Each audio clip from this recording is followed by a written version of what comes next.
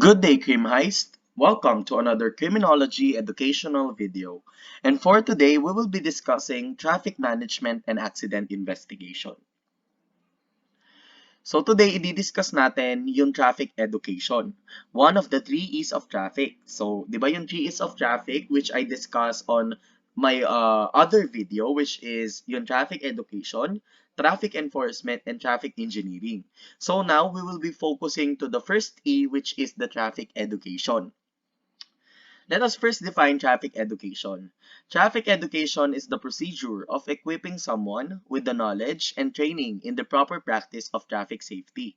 So when we say traffic education, ito yung re-informing or rather informing or orienting the person on the proper practice of traffic safety. So what are the agencies involved which is tasked to educate traffic users? So nandyan si public and private schools. So as we all know, when we were a kid or way back nung tayo ay nasa kindergarten or nursery, tinuruan tayo ng mga colors of traffic lights. So, in different colors of traffic lights, may corresponding actions na dapat tayo ay gagawin. So, that is an example of traffic education. As early as we are in the preparatory stage or nursery stage, tinuturuan na tayo ng traffic education. So, kung paano tumawid or what are the colors of traffic lights. So, yun yung example of traffic education. Next would be higher education institution. So a good example is the subject in criminology, which is meron tayong subject na traffic management and accident investigation.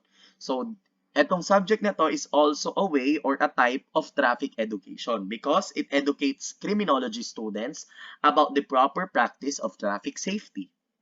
Next is driving schools. So sa driving schools, hindi ka lang naman yan tinuturuan kung paano mag-drive. Tinuturuan ka niya kung paano mag-drive ng maayos, on how to be a defensive driver and also on how to follow the traffic rules and regulations for traffic safety. Next is citizen support group or non-government offices. Next would be who are the persons to be educated. So there are two persons that needs to be educated when it comes to traffic. So nandyan si driver and si pedestrians. As we all know, the drivers, these are persons who operates motor vehicles. It's either motor or it's either sasakyan. Next is pedestrians. These are persons who travel with the use of foot. So ito yung mga naglalakad sa kalsada. Next would be driver's license. So for driver's license, it is a document issued to a qualified driver who possesses the statutory qualification to operate a vehicle. So ito yung lisensya or yung license or ID or yung permit na ibibigay sa'yo para ikaw ay makapag-drive. So meron tayong different types of licenses. Actually, here in the Philippines, we have 5. So first is student permit. Second is non-professional driver's license. Third is professional driver's license. The fourth one is military driver's license. And the last one would be the international driver's license. So now we will be discussing these types of licenses and the certain qualifications in each license. So first would be the student permit. So for student permit, this permit is issued to persons desiring to learn to operate a motor vehicle with the supervision of a regular license holder. So for student permit, ito yung pinakaunang maaari nating ma-avail once na gusto nating matuto mag-drive. So ito yung parang level 1 ng driver's license, which is yung student permit. So anong minimum qualifications? First is you must be at least 16 years old. You must be physically and mentally fit to operate a motor vehicle. Third is must be able to read and write in Filipino or English. Must not be a drug user and or alcoholic. And must be clean, neat, and presentable. So these qualifications that I am laying out to you is according to the LTO or the Land Transportation Office. Next is the non-professional driver's license. So this license type is issued to persons with the privilege to drive motor vehicles without compensation. So ibig sabihin, only for private use or self-owned vehicles. So oftentimes for personal and private use only. So what are the qualifications for you to be admitted or for you to be qualified for a non-professional driver's license? So first, of course, is kailangan meron ka munang student permit. Next is must be at least 17 years old. You must be physically and mentally fit to operate a motor vehicle. Must be able to read and write in Filipino or English. Must not be a drug user and or alcoholic, and must be clean, neat, and presentable. And yung last one, sinabi ko nga kanina, you must be a student permit holder. So hindi ka pwedeng tumalon agad sa non-pro if you don't have a student permit. Next would be the professional driver's license. So this license type is issued to persons with the privilege to drive motor vehicles as a means of livelihood or earning a living. So ito na yung mga for public transportation. Unlike a non-professional driver's license, pwede lang siya gamitin for self-owned vehicles. While dito kay professional driver's license, ito na yung mga driver's license ng mga jeepney drivers, taxi drivers, bus drivers, and yung mga PUV drivers. So, anong qualifications? You must be at least 17 years old. You must be physically and mentally fit to operate a motor vehicle. Must be able to read and write in Filipino or English. Must not be a drug user and or alcoholic. Must be clean, neat, and presentable. So, ito yung qualifications for you to be qualified for a professional driver's license. Next is military driver's license. So this license type is only issued by the Armed Forces of the Philippines to military personnel whom are authorized to drive military vehicles only. So for example, you are a professional driver's license holder and you wanted to apply for a military driver's license and you are only a civilian.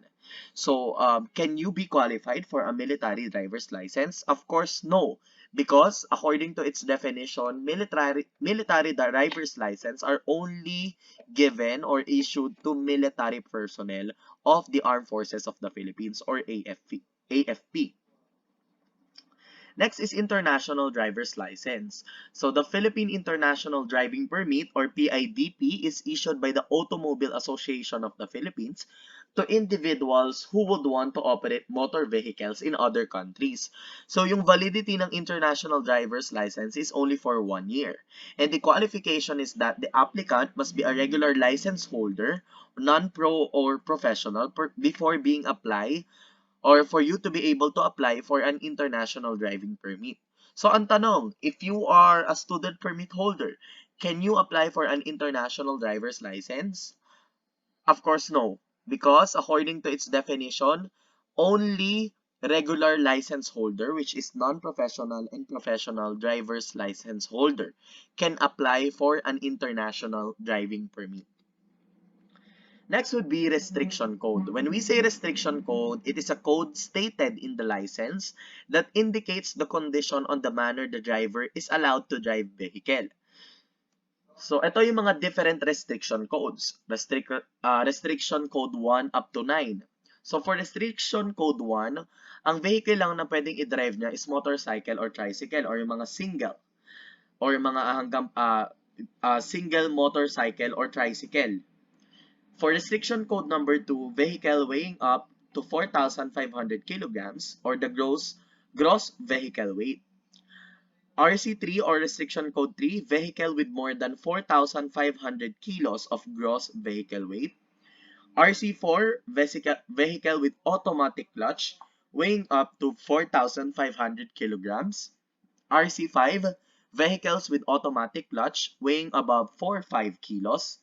RC6, articulated vehicles with a gross vehicle weight of up to 1,600 kilos.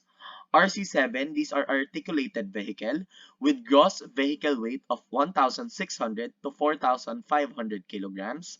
RC8 is the articulated vehicle with gross vehicle weight of 4,501 kilograms and above. And RC9, these are for disabled drivers. The last one would be the right of way. Right of way is the right of a vehicle or any traffic users to proceed ahead of another. So for example, si Montero and si Navarra. So ang may right of way is si Montero. So sinong dapat mauna? Montero or Navarra? According to the definition of right of way, kung sinong may right of way, siya yung kailangang mag-proceed or siya ang may right to proceed ahead of another. So therefore, the Montero who has the right of way who has the right of way can proceed ahead of of Navarra rather. Kasi yun yung right of way. So thank you very much, and I do hope that you learned a lot for today's video discussion. So please don't forget to like, comment, share, and subscribe to the professor, and hit the notification bell for you to be updated for my next upload. So thank you very much, and see you on my next one.